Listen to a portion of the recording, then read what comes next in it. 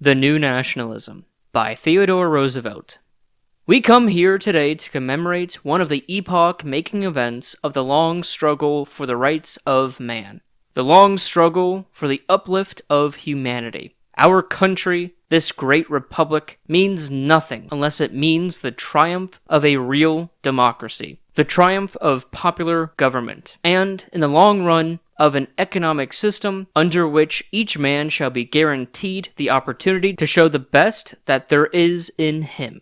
That is why the history of America is now the central feature of the history of the world. For the world has set its face hopefully towards our democracy. And, oh my fellow citizens, each one of you carries on your shoulders not only the burden of doing well for the sake of your own country, but the burden of doing well and of seeing that this nation does well for the sake of mankind. There have been two great crises in our country's history. First, when it was formed, and then, again, when it was perpetuated. And in the second of these great crises, in the time of stress and strain, which culminated in the Civil War, on the outcome of which depended the justification of what had been done earlier. You men of the Grand Army, you men who fought through the Civil War, not only did you justify your generation, not only did you render life worth living of our generation, but you justified the wisdom of Washington and Washington's colleagues. If this republic had been founded by them only to be split asunder into fragments when the strain came, then the judgment of the world would have been that Washington's work was not worth doing. It was you who crowned Washington's work, as you carried to achievement the high purpose of Abraham Lincoln. Now, with this second period of our history, the name of John Brown will be forever associated, and Kansas was the theater upon which the first act of the second of our great national life dramas was played. It was the result of the struggle in Kansas which determined that our country should be indeed as well in name devoted to both union and freedom. That the great experiment of democratic government on a national scale should succeed and not fail. In name, we had the Declaration of Independence in 1776, but we gave the lie by our acts to the words of the Declaration of Independence until 1865. And the words count for nothing except insofar as they represent acts. This is true everywhere, but, oh my friends, it should be truest of all in political life. A broken promise is bad enough in private life. It is worse in the field of politics. No man is worth his salt in public life who makes on the stump a pledge which he does not keep after election. And if he makes such a pledge and does not keep it, hunt him out of public life. I care for the great deeds of the past chiefly as spurs to drive us onward in the present. I speak of the men of the past, partly that they may be honored by our praise of them, but more that they may serve as examples for the future. It was a heroic struggle, and, as is inevitable with all such struggles, it had also a dark and terrible side. Very much was done of good, and much also of evil. And, as was inevitable in such period of revolution, often the same man did both good and evil. For our great good fortune as a nation, we, the people of the United States as a whole, can now afford to forget the evil, or at least to remember it without bitterness, and to fix our eyes with pride only on the good that was accomplished. Even in ordinary times, there are very few of us who do not see the problems of life as trough a glass darkly, and when the glass is clouded by the murk of furious popular passion, the vision of the best and the bravest is dimmed. Looking back, we are, all of us, now able to do justice to the valor and the disinterestedness and the love of the right. As to each it was given to see the right, shown both by the men of the North and the men of the South, in that contest which was finally decided by the attitude of the West. We can admire the heroic valor, the sincerity, the self-devotion shown alike by the men who wore the blue and the men who wore the gray. And our sadness that such men should have had to fight one another is tempered, but the glad knowledge that every hereafter their descendants shall be found fighting side by side, struggling in peace as well as in war for the uplift of their common country, all alike resolute to raise to the highest pitch of honor and usefulness the nations to which they all belong. As for the veterans of the Grand Army of the Republic, they deserve honor and recognition such as is paid to no other citizens of the Republic. For to them the Republic owes its all, for to them it owes its very existence. It is because of what you and your comrades in the dark years that we of today walk, each of us head erect, and proud that we belong not to one of a dozen little squabbling, contemptible commonwealths, but to the mightiest nation upon which the sun shines. I do not speak of this struggle of the past merely from the historic standpoint. Our interest is primarily in the application today of the lessons taught by the contest of half a century ago. It is of little use for us to pay lip loyalty to the mighty men of the past unless we sincerely endeavor to apply to the problems of the present precisely the qualities which in other crises enabled the men of that day to meet those crises. It is half melancholy and half amusing to see the way in which well-meaning people gather to do honor to the men who, in company with John Brown and under the lead of Abraham Lincoln, faced and solved the great problems of the 19th century, while at the same time, these same good people nervously shrink from or frantically denounce those who are trying to meet the problems of the 20th century in the spirit which was accountable for the successful solution of the problems of Lincoln's time. Of that generation of men to whom we owe so much, the men to whom we owe most is, of course, Lincoln. Part of our debt to him is because he forecast our present struggle and saw the way out. He said, "I hold that while man exists, it is his duty to improve not only his own condition, but to assist in ameliorating mankind." And again, labor is prior to and independent of capital. Capital is only the fruit of labor, and could never have existed if labor had not first existed. Labor is the superior of capital, and deserves much the higher consideration.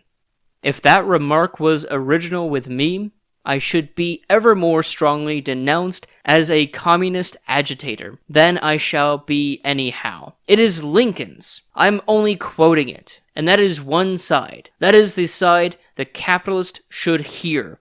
Now, let the working man hear his side. Capital has its rights, which are as worthy of protection as any other rights. Nor should this lead to a war upon the owners of property. Property is the fruit of labor. Property is desirable. It is a positive good in the world. And then comes a thoroughly Lincoln-like sentence. Let not him who is houseless pull down the house of another, but let him work diligently and build one for himself, thus by example assuring that his own shall be safe from violence when built. It seems to me that, in these words, Lincoln took substantially the attitude that we ought to take. He showed the proper sense of proportion in his relative estimates of capital and labor, of human rights and property rights. Above all, in this speech, as in many others, he taught a lesson in wise kindliness and charity, an indispensable lesson to us of today. But this wise kindliness and charity never weakened his arm or numbed his heart. We cannot afford weakly to blind ourselves to the actual conflict which faces us today. The issue is joined, and we must fight or fail. In every wise struggle for human betterment, one of the main objects, and often the only object, has been to achieve in large measure equality of opportunity. In the struggle for this great end, nations rise from barbarism to civilization, and through it people press forward from one stage of enlightenment to the next. One of the chief factors in progress is the destruction of special privilege. The essence of any struggle for healthy liberty has always been, and must always be, to take from some one man or one class of men the right to enjoy power, or wealth, or position, or immunity, which has not been earned by service to his or their fellows. That is what you fought for in the Civil War, and that is what we strive for now. At many stages in the advance of humanity, this conflict between the men who possess more than they have earned and the men who have earned more than they possess is the central condition of progress. In our day, it appears as the struggle of free men to gain and hold the right of self-government as against the special interests, who twist the methods of free government into machinery for defeating the popular will. At every stage, and under all circumstances, the essence of the struggle is to equalize opportunity, destroy privilege, and give to the life and citizenship of every individual the highest possible value, both to himself and to the Commonwealth. That is nothing new. All I ask in this civil life is what you fought for in the Civil War. I ask that civil life be carried on according to the spirit in which the army was carried on. You never get perfect justice, but the effort in handling the army was to bring to the front the men who could do the job.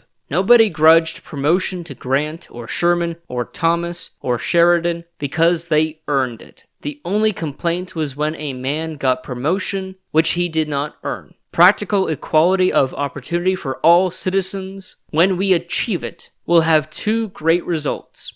First, that every man will have a fair chance to make of himself all that in him lies, to reach the highest point to which his capacities, unassisted by special privilege of his own and unhampered by the special privilege of others, can carry him, and to get for himself and his family substantially what he has earned. Second, equality of opportunity means that the Commonwealth will get from every citizen the highest service of which he is capable. No man who carries the burden of the special privileges of another can give to the Commonwealth that service to which it is fairly entitled. I stand for the square deal, but when I say that I am for the square deal, I mean not merely that I stand for fair play under the present rules of the games, but that I stand for having those rules changed so as to work for a more substantial equality of opportunity and of reward for equally good service. One word of warning, which, I think, is hardly necessary in Kansas. When I say I want a square deal for the poor man, I do not mean that I want a square deal for the man who remains poor, because he has not got the energy to work for himself. If a man who has had a chance will not make good, then he has got to quit. And you men of the Grand Army, you want justice for the brave men who fought, and punishment for the coward who shirked his work. Is not that so? Now, this means that our government, national and state, must be freed from the sinister influence or control of special interests. Exactly as the special interests of cotton and slavery threatened our political integrity before the Civil War, so now the great special business interests too often control and corrupt the men and methods of government for their own profit. We must drive the special interests out of politics. That is one of our tasks today. Every special interest is entitled to justice, full, fair, and complete. And now, mind you, if there were any attempt by mob violence to plunder and work harm to the special interest, whatever it may be, and I most dislike the wealthy man, whomsoever he may be, for whom I have the greatest contempt, I would fight for him. And you would, if you were worth your salt. He should have justice, for every special interest is entitled to justice, but not one is entitled to a vote in Congress, to a voice on the bench, or to representation in any public office. The Constitution guarantees protections to property, and we must make that promise good. But it does not give the right of suffrage to any corporation. The true friend of property, the true conservative, is he who insists that property shall be the servant and not the master of the commonwealth, who insists that the creature of man's making shall be the servant and not the master of the man who made it. The citizens of the United States must effectively control the mighty commercial forces which they have themselves called into being. There can be no effective control of corporations while their political activity remains. To put an end to it will be neither a short nor an easy task, but it can be done. We must have complete and effective publicity of corporate affairs, so that people may know beyond pre-adventure whether the corporations obey the law and whether their management entitles them to the confidence of the public. It is necessary that laws should be passed to prohibit the use of corporate funds, directly or indirectly, for political purposes. It is still more necessary that such laws should be thoroughly enforced. Corporate expenditures for political purposes, and especially such expenditures by public service corporations, have supplied one of the principal sources of corruption in our political affairs. It has become entirely clear that we must have government supervision of the capitalization, not only of public service corporations, including, particularly, railways, but of all corporations doing an interstate business.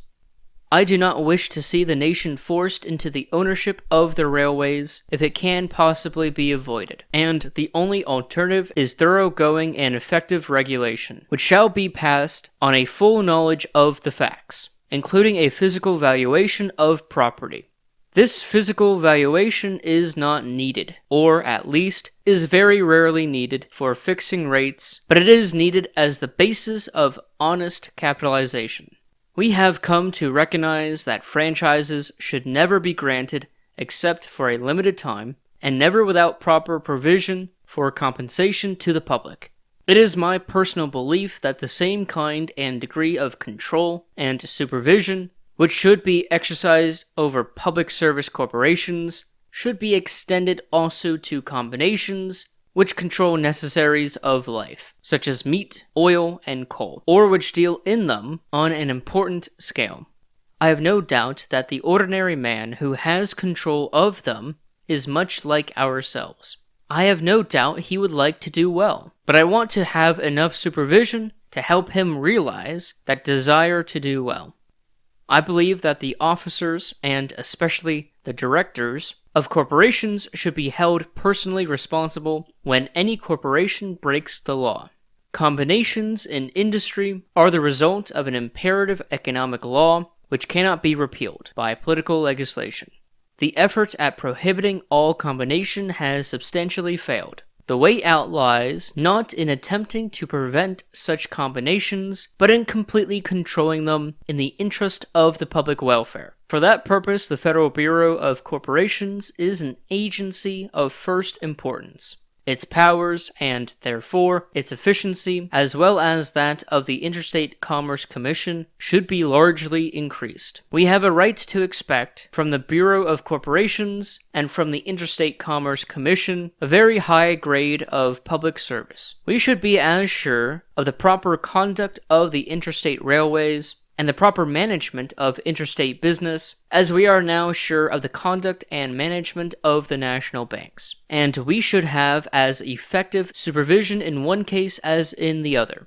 The Hepburn Act and the amendment to the Act, in the shape in which it finally passed Congress at the last session, present a long step in advance, and we must go yet further. There is a widespread belief among our people that under the methods of making tariffs, which have hitherto obtained, the special interests are too influential. Probably this is true of both the big special interests and the little special interests. These methods have put a premium on selfishness, and naturally the selfish big interests have gotten more than their smaller, though equally selfish brothers. The duty of Congress is to provide a method by which the interest of the whole people shall be all that receives consideration. To this end, there must be an expert tariff commission, wholly removed from the possibility of political pressure or of improper business influence. Such a commission can find the real difference between cost of production, which is mainly the difference of labor cost here and abroad, as fast as its recommendations are made. I believe in revising one schedule at a time. A general revision of the tariff almost inevitably leads to log rolling and the subordination of the general public interest to local and special interests. The absence of effective state and especially national restraint upon unfair money-getting has tended to create a small class of enormously wealthy and economically powerful men, whose chief object is to hold and increase their power. The prime need is to change the conditions which enable these men to accumulate power which is not for the general welfare that they should hold or exercise. We grudge no man a fortune which represents his own power and sagacity, when exercised with the entire regard to the welfare of his fellows. Again, comrades over there, take the lesson from your own experience. Not only did you not grudge, but you gloried in the promotion of the great generals who gained their promotion by leading the army to victory. So it is with us. We grudge no man a fortune in civil life if it is honorably obtained and well used. It is not even enough that it should have gained without doing damage to the community. We should permit it to be gained only so long as the gaining represents benefit to the community. This, I know, implies a policy of a far more active governmental interference with social and economic conditions in this country that we have yet had. But I think we have got to face the fact that such an increase in governmental control is now necessary. No man should receive a dollar unless that dollar has been fairly earned. Every dollar received should represent a dollar's worth of service rendered, not gambling in stocks, but service rendered. The real big fortune, the swollen fortune, by the mere fact of its size acquires qualities which differentiate it in kind as well as in degree from what is possessed by men of relatively small means. Therefore, I believe in a graduated income tax on big fortunes, and in another tax, which is far more easily collected and far more effective, a graduated inheritance tax on big fortunes, properly safeguarded against evasion and increasing rapidly in amount with the size of the estate. The people of the United States suffer from periodical financial panics to a degree substantially unknown among the other nations which approach us in financial strength. There is no reason why we should suffer what they escape. It is of profound importance that our financial system should be promptly investigated, and so thoroughly and effectively revised as to make it certain that hereafter our currency will no longer fail at critical times to meet our ends. It is hardly necessary for me to repeat that I believe in an efficient army and a navy large enough to secure us abroad, that respect which is the surest guarantee of peace. A word of special warning to my fellow citizens who are as progressive as I hope I am. I want them to keep up their interest in our internal affairs, and I want them also continually to remember Uncle Sam's interest abroad. Justice and fair dealing among nations rest upon principles identical with those which control justice and fair dealing among the individuals of which nations are composed, with the vital exception that each nation must do its own part in international police work. If you get into trouble here, you can call for the police. But if Uncle Sam gets into trouble, he has got to be his own policeman. And I want to see him strong enough to encourage the peaceful aspirations of other peoples in connection with us. I believe in national friendships and heartiest goodwill to all nations. But national friendships, like those between men, must be founded on respect as well as on liking, on forbearance as well as upon trust. I should be heartily ashamed of any American who did not try to make the American government act as justly toward the other nations in international relations as he himself would act toward any individual in private relations. I should be heartily ashamed to see us wrong a weaker power, and I should hang my head forever if we tamely suffered wrong from a stronger power. Of conservation I shall speak more at length elsewhere. Conservation means development as much as it does protection. I recognize the right and duty of this generation to develop and use the natural resources of our land. But I do not recognize the right to waste them, or to rob, by wasteful use, the generations that come after us. I ask nothing of the nation except that it so behave as each farmer here behaves, with reverence to his own children. That farmer is a poor creature who skins the land and leaves it worthless to his children. The farmer is a good farmer who, having enabled the land to support himself and to provide for the education of his children, leaves it to them a little better than he found it himself. I believe the same thing of a nation. Moreover, I believe that the natural resources must be used for the benefit of all our people, and not monopolized for the benefit of a few. And here again is another case in which I am accused of taking a revolutionary attitude. People forget now that 100 years ago, there were public men of good character who advocated the nation selling its public lands in great quantities, so that the nation could get the most money out of it, and giving it to the men who could cultivate it for their own uses. We took the proper democratic ground that the land should be granted in small sections to the men who were actually to till it and live on it. Now, with water power, with the forests, with the mines, we are brought face to face with the fact that there are many people who will go with us in conserving the resources only if they are to be allowed to exploit them for their own benefit. That is one of the fundamental reasons why the special interest should be driven out of politics. Of all the questions which can come before this nation, short of the actual preservation of its existence in a great war, there is none which compares in importance with the great central task of leaving this land even a better land for our descendants than it is for us, and training them into a better race to inhabit the land and pass it on. Conservation is a great moral issue, for it involves the patriotic duty of ensuring the safety and continuance of the nation. Let me add that the health and vitality of our people are at least as well worth conserving as their forests, waters, lands, and minerals. And in this great work the national government must bear a most important part. I have spoken elsewhere also of the great task which lies before the farmers of the country to get for themselves and their wives and children not only the benefits of better farming, but also those of better business methods and better conditions of life on the farm. The burden of this great task will fall, as it should, mainly upon the great organizations of the farmers themselves. I am glad it will, for I believe they are all able to handle it. In particular, there are strong reasons why the departments of agriculture of the various states, and the United States Department of Agriculture, and the agricultural colleges and experiment stations should extend their work to cover all phases of farm life, instead of limiting themselves, as they have for too often limited themselves in the past, solely to the question of the production of crops. And now, a special word to the farmer.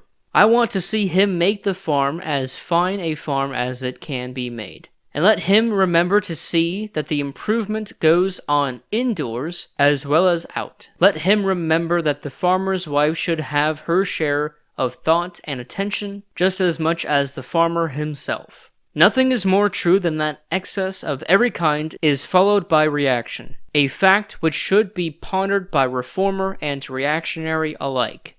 We are face to face with new conceptions of the relations of property to human welfare, chiefly because certain advocates of the rights of property, as against the rights of men, have been pushing their claims too far. The man who wrongly holds that every human right is secondary to his profit must now give way to the advocate of human welfare, who rightly maintains that every man holds his property subject to the general right of the community to regulate its use to whatever degree the public welfare may require it.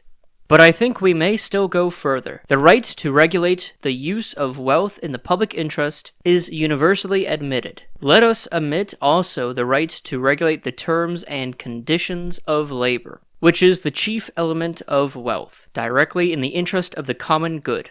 The fundamental thing to do for every man is to give him a chance to reach a place in which he will make the greatest possible contribution to the public welfare. Understand what I say there. Give him a chance. Not push him up if he will not be pushed. Help any man who stumbles. If he lies down, it is a poor job to try to carry him. But if he is a worthy man, try your best to see that he gets a chance to show the worth that's in him. No man can be a good citizen unless he has a wage more than sufficient to cover the bare cost of living, and hours of labor short enough so that after his day's work is done, he will have time and energy to bear his share in the management of the community, to help in carrying the general load. We keep countless men from being good citizens by the conditions of life with which we surround them. We need comprehensive workmen's compensation acts, both state and national laws to regulate child labor and work for women, and, especially, we need in our common schools not merely education and book learning, but also practical training for daily life and work. We need to enforce better sanitary conditions for our workers, and to extend the use of safety appliances for our workers in industry and commerce, both within and between the states. Also, friends, in the interest of the working man himself, we need to set our faces like mint against mob violence, just as against corporate greed, against violence and injustice and lawlessness by wage workers, just as much as against lawless cunning and greed and selfish arrogance of employers.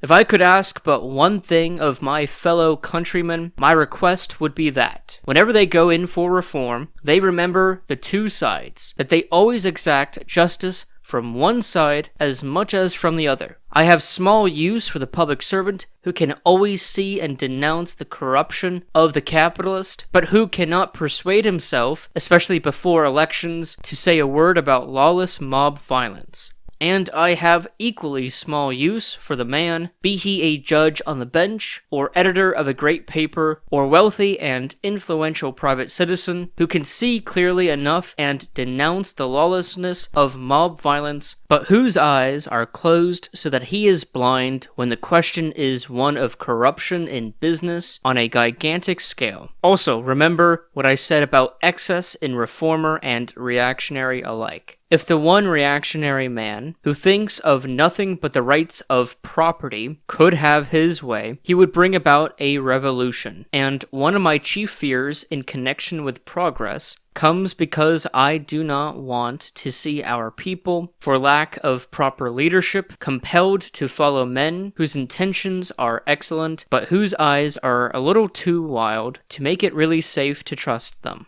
Here in Kansas, there is one paper which habitually denounces me as a tool of Wall Street, and at the same time frantically repudiates the statement that I am a socialist on the ground that is an unwarranted slander of the socialists.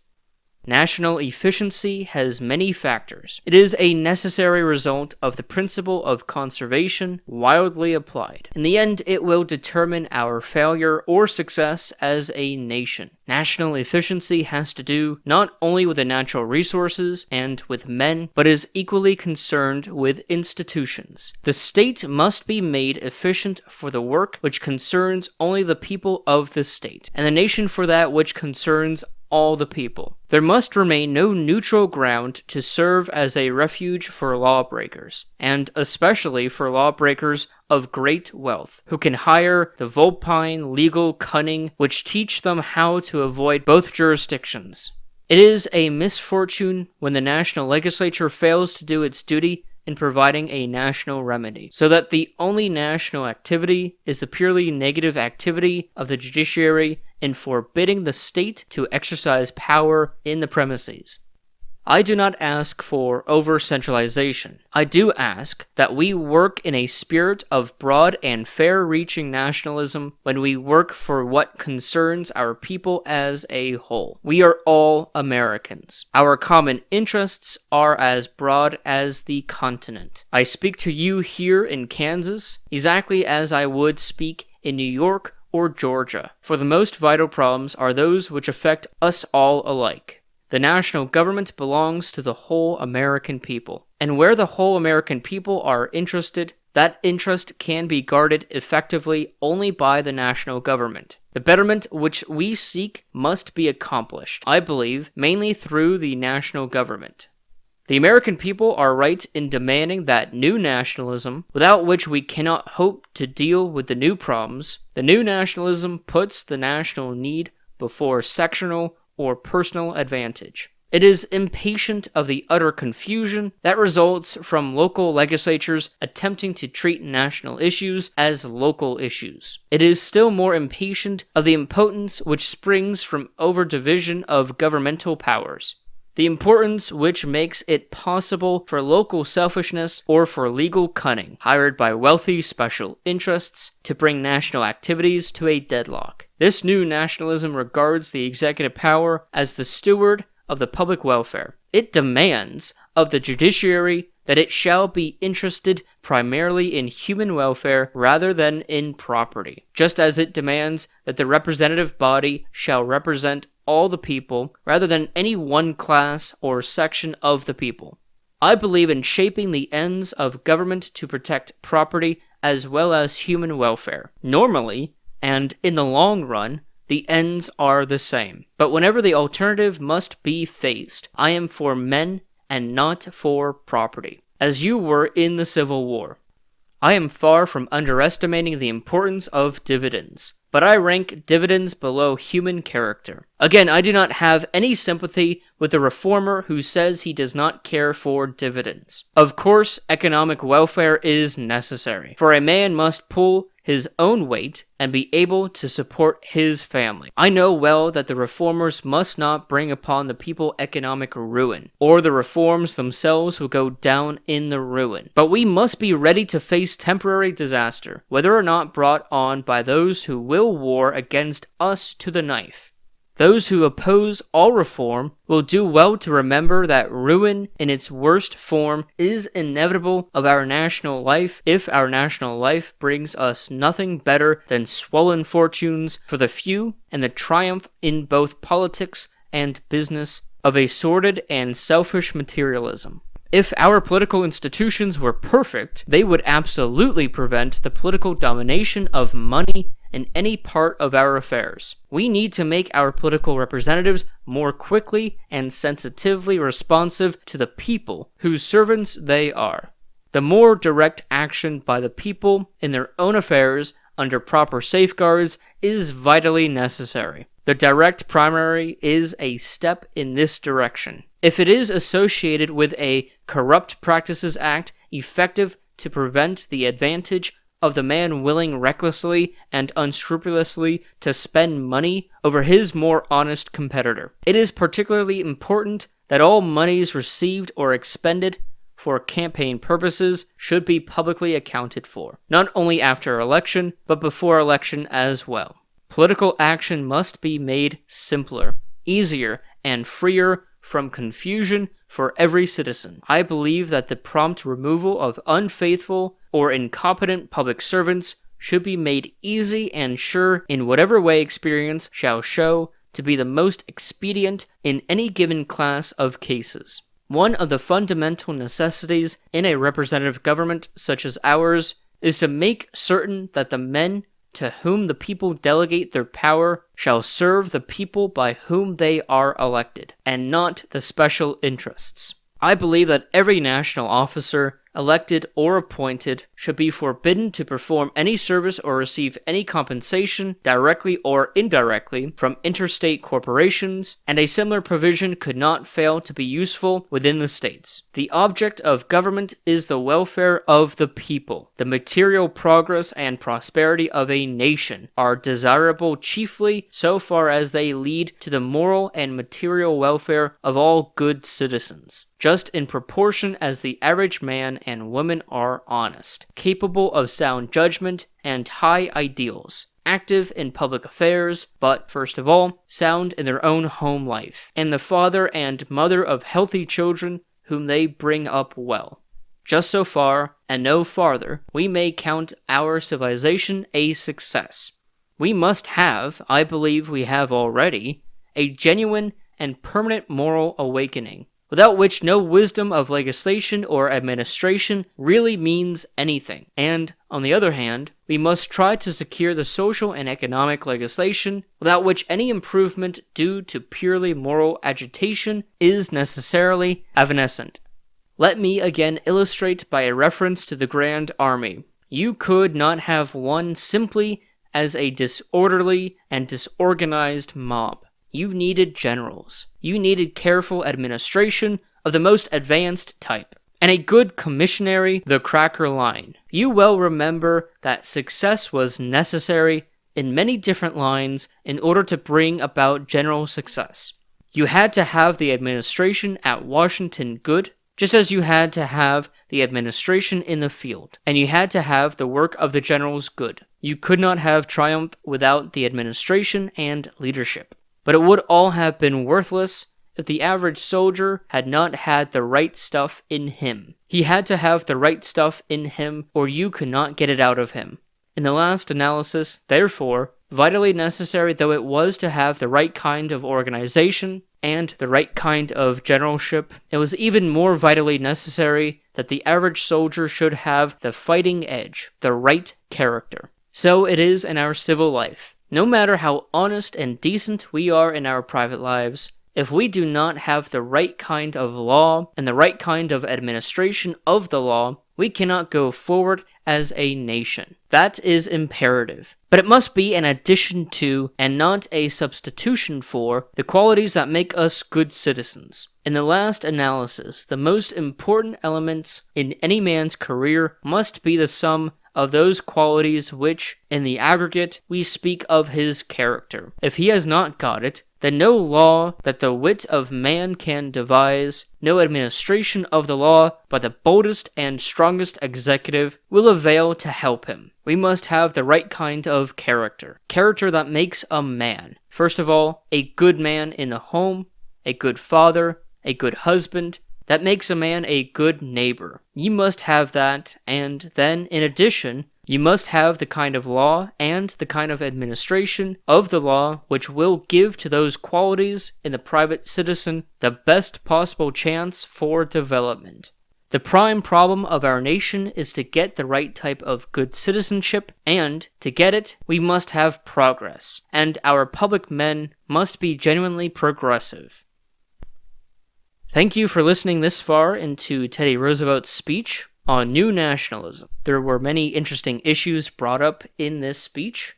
The most notable and common was, of course, the issue of economic inequality, not just referring to the market, but also political life, as Teddy Roosevelt is vehemently against any form of special interest seizing political power to dominate people's lives. I hope you enjoyed. Please leave a like, share, comment, subscribe, rewatch, hit the notification button, and contribute to the nonprofit Amending America. We have a Patreon and a GoFundMe page if you wish to contribute. We also have a website with educational services for anyone interested in American political history, so please check that out. Thank you again for listening, and see you in the next video.